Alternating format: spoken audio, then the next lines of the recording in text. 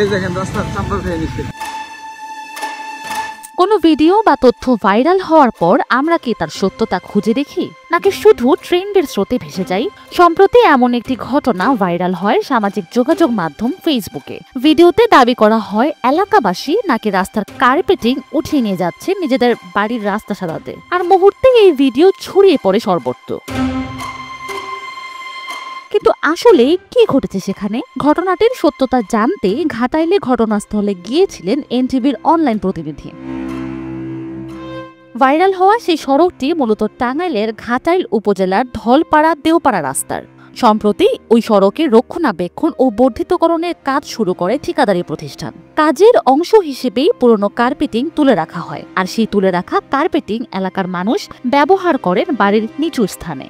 অথচ ভাইরাল হওয়া ভিডিওতে বিষয়টিকে কার্পেটিং লুট হিসেবে প্রচার করা হয়। ভাইরাল হয়েছে এটা সম্পূর্ণ মিথ্যা বানোয়াট। সাংবাদিক এখানে না এসে প্রতিবেদন দিচ্ছে, আমরা তীব্র নিন্দা প্রতিবাদ জানাচ্ছি। কন্ট্রাক্টররা রাস্তার সাইডে উঠে রাখছিল, ওগুলা আপনার ওই জনগণ নিচ্ছে। এই সড়কটি প্রায় 7.5 কিলোমিটার দীর্ঘ, আর 11 কোটি টাকা ব্যয়ে চলছে রক্ষণাবেক্ষণের কাজ। এ প্রসঙ্গে ঠিকাদারি প্রতিষ্ঠানের ম্যানেজার জানান, নতুন রাস্তার কাজের জন্যই কার্পেটিং রাস্তার পাশে রাখা হয়েছিল, তাই ফেসবুকে ভাইরাল হওয়া ভিডিওটি সম্পূর্ণ গুজব।